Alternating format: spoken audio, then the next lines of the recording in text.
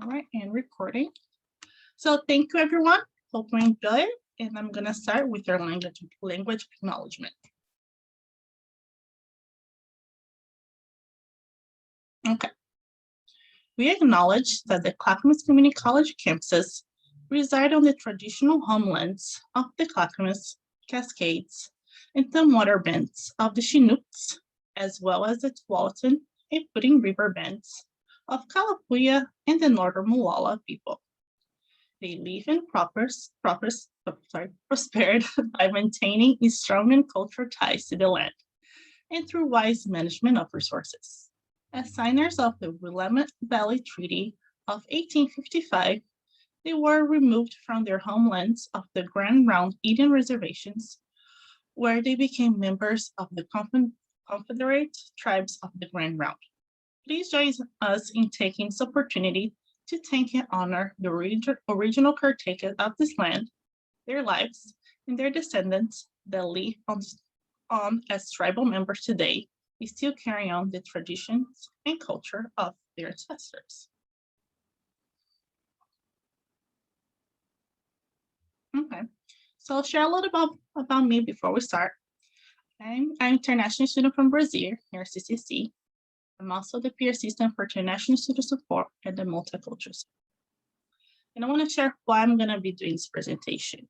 So, Sítio do Pica-Pau Amarelo is a series of books, I'll explain later, but it's part of the author from this series of books is from my hometown, Taubaté, so where I was born and raised. So not only the series of books is a very well-known literature, especially children's literature for the entire nation, it is also very important because it kind of started in my hometown. So what is Sítio do Pica-Pau Amarelo? So if you translate it by each word, it means Yellow Woodpecker Farm or Yellow Woodpecker Ranch. And it's a series of 13 books written by Brazilian writer Monteiro Lobato between 1920 and 1940.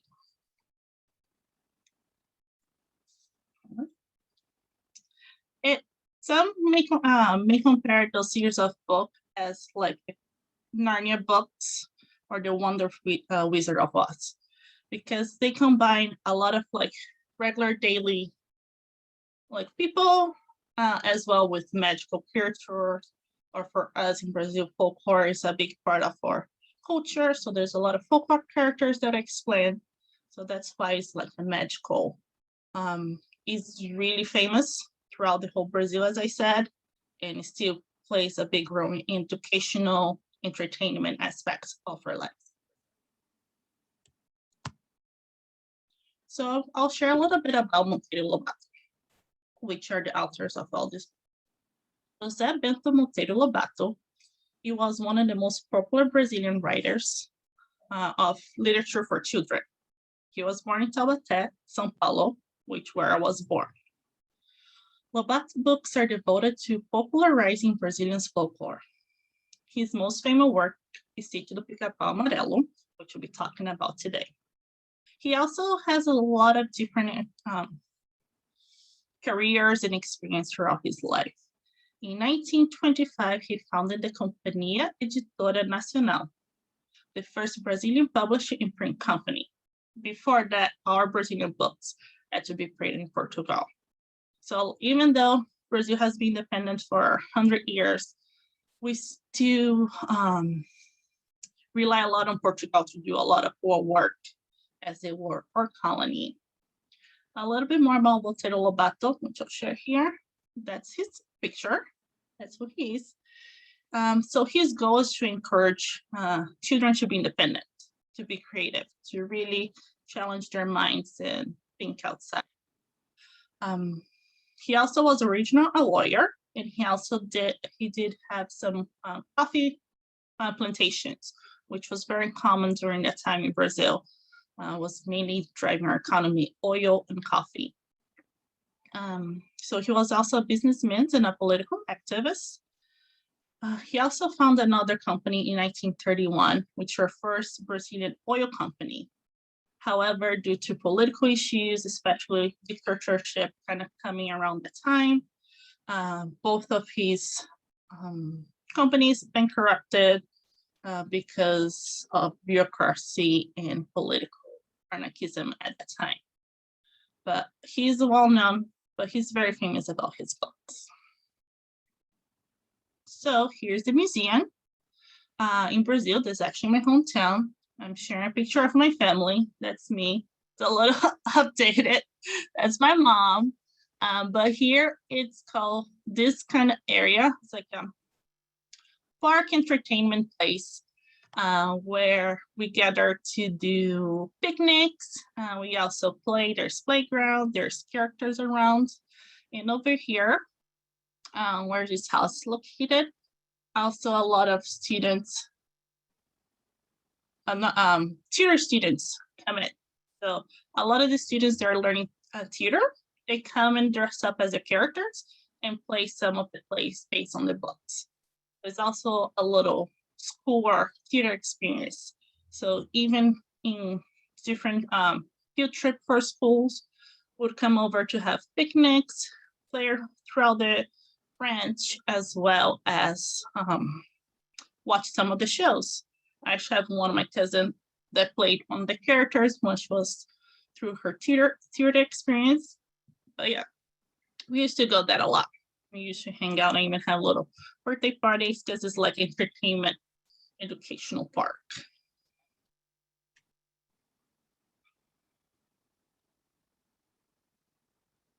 And here is a statue of him and Emilia, which is one of the characters they'll show, and says Taubaté, which is the city. And here says Cidade da Literatura Infantil, which means the city of children's literature. And here's the flag. And here's a picture that it's just some of the students that go in and dress up as the characters and they play. So each character will learn soon. They have their unique characters that plays a role in making this a magical book and videos, because they also have series of books and educational materials. So without further ado, I'm going to talk about the character. This is a cartoon version of characters as well. So here's the main character of this series of books. Her name is Emilia. She's Lucy Ragdoll. So she's a doll that was given a little talking pill and she became alive. And she loves to talk. She just talk, walks around and talk. So she's the main one. She can be a little sassy. She loves to kind of go in different adventures and has a lot of fun with her own Ana Lucia, which we learn a little bit. And she also just likes to be with everyone and share a lot of fairy tales together. Over here, that's how her images, pictures from the series TV. Also, here's one of the first books, like they have 23. So this is Memories of Emilia book that was after when the author just started. So Lucia, which is called Narizinho, which means little nose. She's an 8-year-old, we say turn up nose because that's why I say nariz is nose. So inho, little nose, Narizinho, because she always kind of walk with her nose up. And she's Benta's granddaughter, which you learn about in Pedrinho's cousin. She's an orphan and lives in the farm with her grandmother. And she's the owner of Emilia. This is Pedrinho, and here's a picture of how Emilia would be pictured as a rag doll before she comes alive and starts speaking. So Pedrinho, he's a 9-year-old boy. He's Benta's grandson and Lucia's cousin. He's a courageous and is a boy that always looking for adventure. So every summer, he goes to his grandmother's farm to spend summer and be with his cousins and be able to explore all the different adventures that the ranch brings with the special characters. And then Dona Benta, she's well known. She's a grandmother and a storyteller. One thing I didn't put it here, but I like to share is that Dona Benta is also known to be a good cook and baker. there's actually a cookbook with her picture, not like this, but there's cookbooks with all the recipes that she's also famous for. Tia Anastasia, or Aunt Anastasia, she's Benta's housemaid and cook. So she's a middle-aged Black woman who knows a lot about folk tales and is quite superstitious. Again, in Brazil, growing up with all this folklore, we are kind of superstitious ourselves and believes in those folk tales. So that's when she comes in and share a lot of the folk tales that makes part of the experience of the book. And Visconde de Sabugosa, I'll say he's one of my favorites. He's a puppet made of corn cob, so that's why he kind of has this corn-looking dress up and how he's made. And he's known to have a very high IQ, and he loves science and a tendency to be over polite. So he's also portrayed as being a walking dictionary because how much he's knowledgeable and know books and read books. He basically kind of lives in the library from Benta's house. And his ability to talk is never fully explained in the books, but he's a big character that helps them solve some of the problems in a couple of the episodes in books. Saci Pererê. He's a one-legged tricker elf. Saci Pererê is actually a big folklore figure in Brazil. He's also known to do like kind of little, everyone's kind of afraid of him, and he tells children to go to bed or do things because otherwise in the middle of the night, Saci Pererê is gonna come and get you and you don't want to because he's tricky. So I remember like there's even like lullaby songs that sings about him. If you don't behave, they're gonna come visit you at nighttime and take you. And he does a lot of pranks around with all the characters, especially when they're in adventures. He also likes to bug Aunt Anastasia and try to get all her little sweets and bakes that she usually have in the house. Cuca. She's also a very well-known folk character. As Saci Pererê, she also likes singing a lot of lullabies, which tell us to take care of Cuca, also gonna get you. She's a witch in an alligator's body. She works together with Saci Pererê, which you can see here in the picture. That's when they go around and do different spells or tricks to get between Emília, Narizinho, and Pedrinho when they're in adventures with their friends. So it's really funny how they work together to do their little tricks.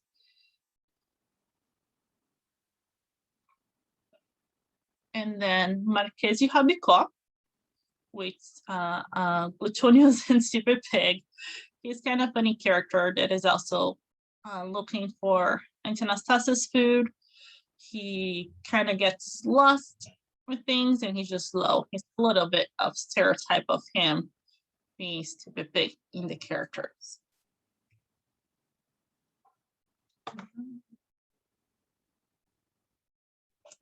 Barnabé, words of Barnabé. He's an old Black man who knows a lot about folk superstitions. He works at Mr. Benta's farm too. He's not as big part as the first main characters that I just went over, but he's also known to come and help in the farm and come with Tia Anastasia and share a lot of the folk superstitions and tales that happens in the farm or just overall the folklore tales we have in Brazil. Quindim, it's candy. Quindim is like a little acorn sweets that you make in Brazil. He's a rhinoceros who fled from a circus and was kept hid by the children. And that part I always liked it because he teaches them how to speak English. So throughout the some of the books or some of the stories, that's when you get introduced to some English words because he's teaching, because that's when he was hearing in the when he was in British, where the British English, while he's still back in his homeland in Uganda, but he's usually quite curly he'll run away. He'll say, oh yeah, I'm gonna do this, and ended up not doing it. And Conselheiro, he's the advisor. He's an old donkey who was taught how to read by the Visconde, and now is eager to read and has developed a wise personality. So he's basically the advisor from the group, and if you need any help, he'll be there to support you. Yada, a river mermaid that bewitches men with her singing. So here you can see two different versions of Yada, but this is also a very well folklore tale that people believe. Says this river mermaid has ways to bewitch men, and people like, and then like women would not like their husband to go to the river if they knew Yada would be there. So it's a very common, very folklore tale. All right. So here's a couple of the first editions of the books. We don't have for Kid Elder 23, but that's kind of the first printing that we have for the books. And here's kind of the modern update version that we have, kind of based on the characters that I just show with you, like I share with you all with the presentations of the characters. And here's the television aspect. So the first television series that they did it starting 1977 to 86. That was the first time, which are one of the biggest television network called Global, TV Global. We started producing those series based on the books of Monteiro Lobato. This is kind of the area that my mom would watch, like when she was younger, and watch them on TV. Then this is the one that I grew up watching. I remember coming back from school, turn on the TV, and it was almost time to watch them. So I always liked to watch them. It was just around my childhood. And this is more the recent version. They updated to a cartoon version and still playing today. So yeah, they just updated. Another things that there's another museum that they made. It's more entertaining version of it, but it's located in São Paulo. And they do also create a lot of educational activities and books that anyone can purchase. Like I know one of my aunts purchased the educational books from them, or additional workbook activities. We also use them as or like school not reading environments, but school learning literature materials, as well as just a big part today for Brazilian literature.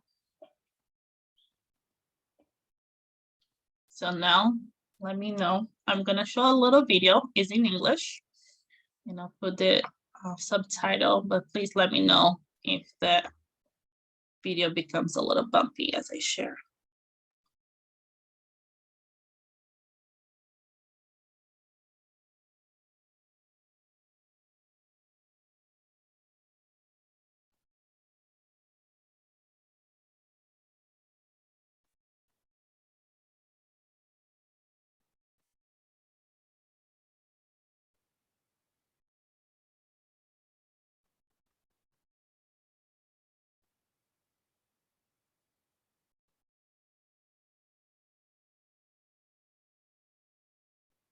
There's a place where everything is possible.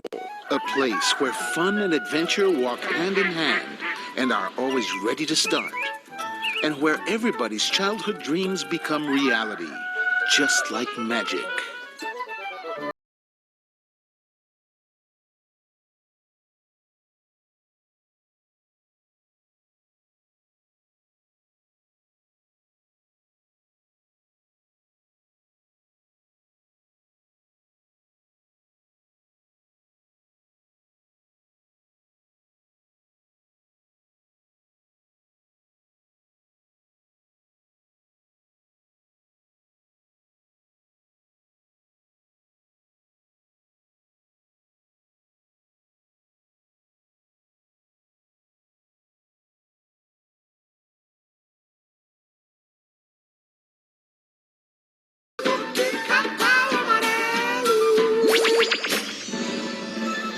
Pedrinho goes to his grandmother's farm on school vacation, the fun is sure about to begin.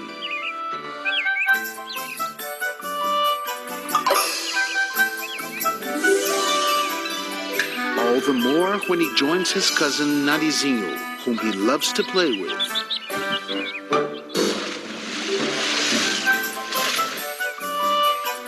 She's got this talking rag doll, Emilia, and boy, she can talk. Blah, blah, blah, blah, blah, blah, blah, blah, blah, blah, blah. Plenty of reasons to talk she has when she meets the Viscount of Sabugosa, a puppet made of spike of corn, who is so intelligent that seems to be a walking encyclopedia. When Pedrinho and Narizinho are not up to something, their favorite pastime is eating goodies. But they are not the only ones. As if that was not enough, there's a witch, Cuca, who has the time of her life trying to put an end to the happiness of the group. The Ping Ping Ping, the magic universe created by well-known Brazilian writer Monteiro Lobato, has just hit the screen. A big hit in Brazil, it is part of the imaginary of adults and children of all generations. A story full of magic and adventure that will capture your audience.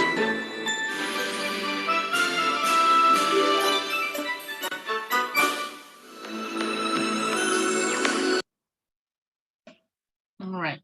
Hope the video played well and you could understand a little bit how the characters come alive together. This whole experience of Monteiro Lobato books. I also like to share that the song you hear beginning, it's also sang by famous Brazilian singer Caetano Veloso. And he's a very well-known musician, especially during the military coup, when he was actually exiled, or when there's a lot of censorship and he was trying to make statement music. So he's a very well-known musician and he's part of this song.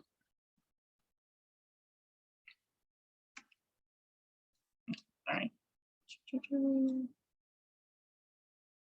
Just a second. All right.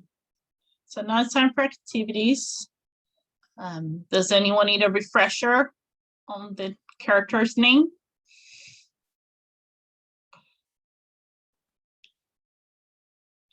Okay, you can try together, but here's kind of how the activity is going to work. Please use your annotated version on top of your Zoom. We're going to either connect character to the name or try to spell their names for word search. So the first activity is actually going to be a word search. Just do it in your own pace. Probably going to see a lot of screen pointers doing together. But this is just an activity for us to kind of remember the characters that I just shared with you all and learn a little bit about the Portuguese words. So the first one is a word search. You can use your annotated pen and try to circle those 9 names of the characters that is under here. And you may start. John was ready. He got done a bit that. Does it work if you're on your phone? Oh, great question. I'm not sure if the annotated version works on your phone. Oh, guess yes, but might be a little trickier doing on your phone.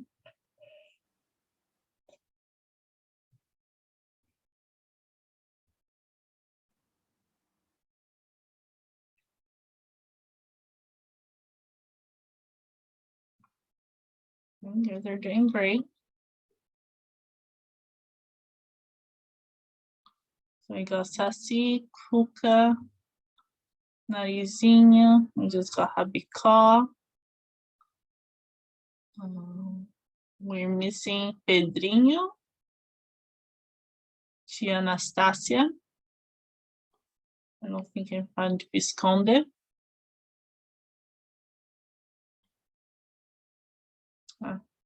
Pedrinho was found. Emilia.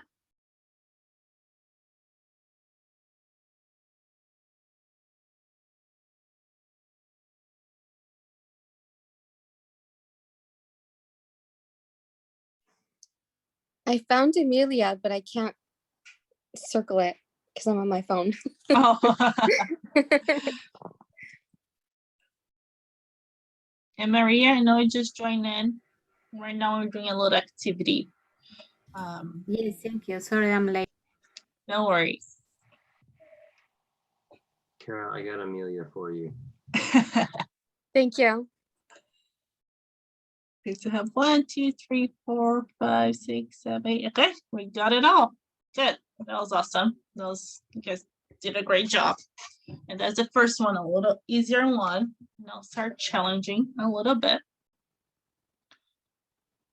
I think I have ones. Yeah, hold on. Let me clear the annotated.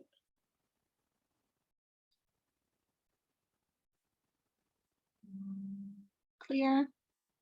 Carol drains. Okay. No, I want to stop.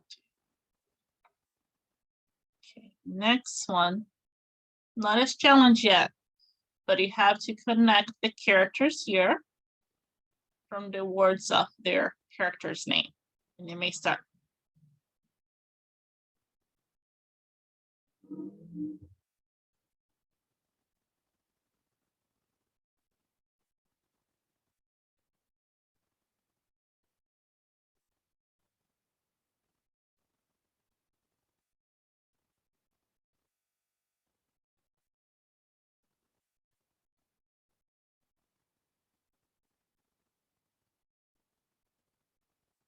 Okay, that was right.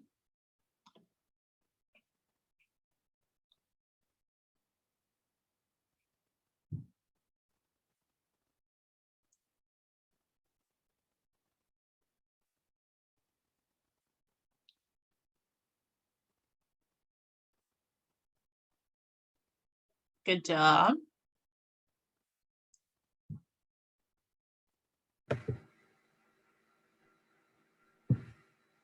Is Amelia the top one?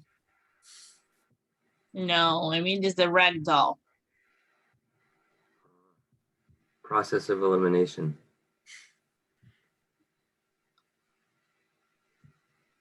So that's not a Zinho. Yes.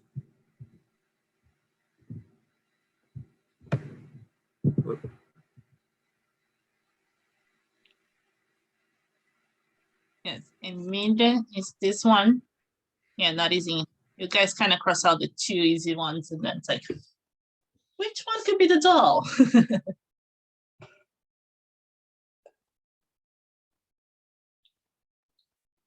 Oh, let me clear here. Okay, last one. This one is the challenge one. You have to try to spell their names. So those are syllables of different syllables that will make up their name.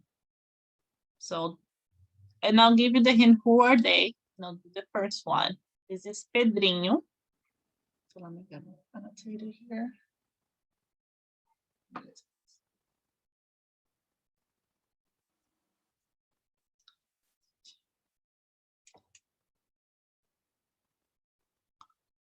So that it is. Yeah, I can do that. So this is Narizinho, Emília, Rabicó e Visconde.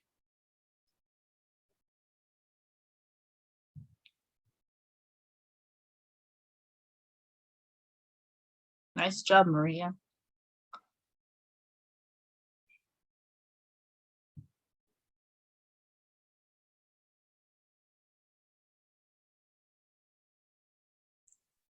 Whoever typed in blue, great job.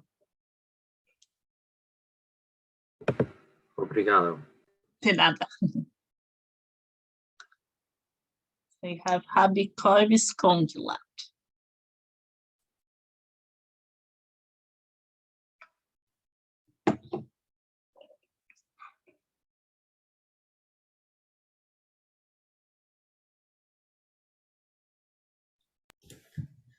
I kind of missed the last 2 names, so Visconde is good. The last one is Rabicó. Oh, this one is Rabicó.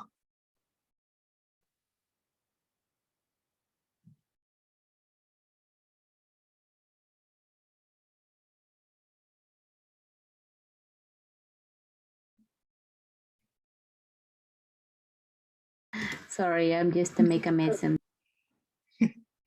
I know notate is kind of interesting feature.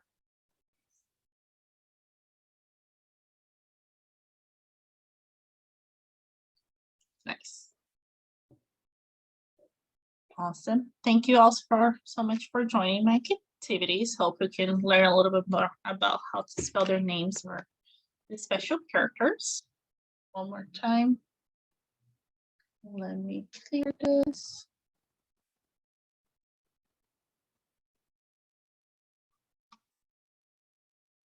One second. Oh, I didn't clear. There we go. And yes, that's what I have to share with everyone. Now I'll open the floor for any questions you might have.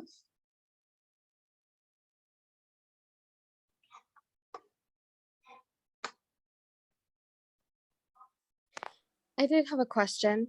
Yes. So you said earlier that the show taught some English words. Is that how you were exposed to English? Or was there like other methods to learning English? Yes, so that wasn't the main one. Thank you for the question. But it was definitely helpful. In Brazil, you do have some English classes in middle school, but I did do private courses after I was off school. So to go to school twice a week in a little English school or language school and learn English for an hour twice a week. And I did that for 3.5 years.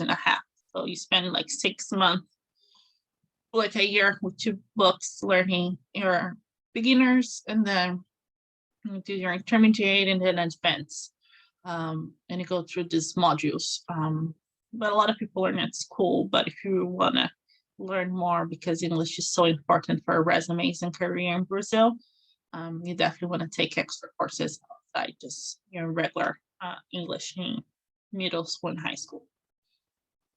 But also, yeah, some shows like Teach to Pick Up Amarelo will expose you to some words in English and other shows.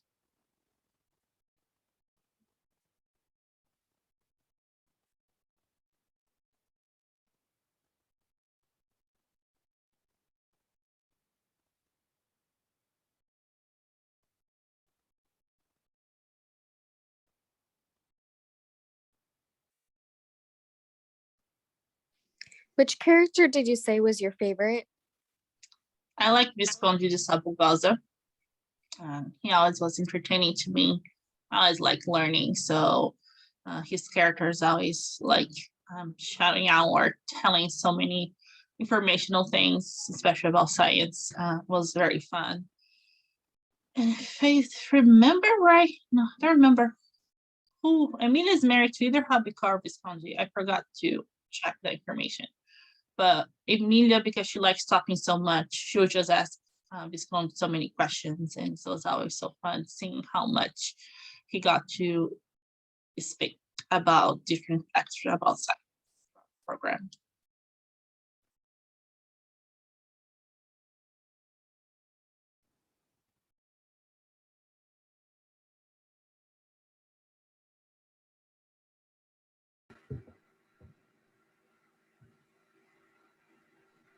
Daniela, I'm curious. We've seen in this country that there's been a lot of reflection in children's literature about different racial overtones that might have just been approached differently when children's books were written a long time ago. And I'm kind of wondering, has there been any reflection recently in Brazil with these books at all? Just because, I mean, I have very limited knowledge, obviously, other than what you've shared. But, you know, I just was curious to know, noting the different racial makeup and who, which characters may have been members of groups that were of African origin versus the sort of the lighter skinned groups. Has that ever been brought up in the context of these stories? Not Not as much or not as enforceable, I'd say, especially nowadays, especially like we're seeing a lot of here in the US, but definitely has some with like Tia Anastasia and Tia Barnabé, which are the two African American or African Brazilian there in the story, because it's more it's very related to your history of slavery, especially even though slavery has been free in a while in Brazil, the stereotypical that the housemaids and the farm taking care of it, it's going to be African descendant. So there is definitely a real racial relation there, and like the stereotype and the racial kind of socioeconomic status that goes with it. But I haven't seen, I don't know if it's just because I'm not as into too much the news back home, but there's no push for changing, but you can definitely see, or also because you have a lot of, you still have majority white skin in Brazil. Some characters that will play Tia Anastasia, they'll do kind of the blackface just to adapt to the character. So it's kind of like that weird balance where there's not a lot of African descendants to play that role necessarily all the time. So they'll do the kind of the blackface, which is intentional, not intentional, because they have to keep the characters faces, but they also don't put any effort to be inclusive or understanding of the heritage and background. So there's definitely even one that's doing, it's kind of use more the DIs, like almost really common. Like even was hard to find a picture of the characters dressed up from regular people during the theater that wasn't someone with a black painted faces or black sleeves to make sure they do that. So there's definitely more that we could work on it to either teach more about the history of slavery and how they still had the stereotypical of African descendants being the maid and housemaid, as well as trying to be more inclusive on their casting.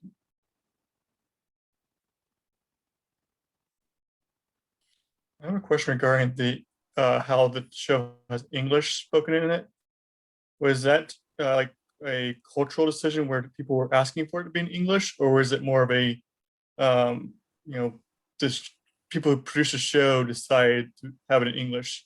So I guess I'm curious about where's the impetus for having it in more than just Portuguese? Was it culture wanting it, or was it the business side wanting it? Yes. I'll kind of do a two answer based to this one. They're all in Portuguese. I chose this one in English so you can understand more. But also because there's a lot of Brazilians here, the network I told you about, TV Global, has an international one. So I'm pretty sure the video that I copied to share with you was a translator teaser from the international network that you can pay here the network to watch it. So some Brazilians that still want to watch or soap opera or the news or everything, because the big global because they're big kind of like ABC kind of Fox kind of network comparing Brazil. So I know TV Globe is really big here internationally. You can go to different cables and add to subscribe or pay additional to do it. So the video came from there. I just want to share more in English to kind of have the characters explain better to see how they interact. But otherwise we'll do everything in Portuguese. And I think that network gives the two options for families in another country to either have in Portuguese or English or other language they're at internationally. So it sounds like in Brazil, most people watch it in Portuguese and not English. That's correct. Yes. Yes, we are showing Portuguese, and even like a lot of American TV shows or movies, they also either translated or played. They are translating Portuguese, unless you switch the settings. Okay. Or even our DVDs come without they play in Portuguese and you can put subtitles. Vice versa, but we try to put everything to be played in Portuguese, especially on national television.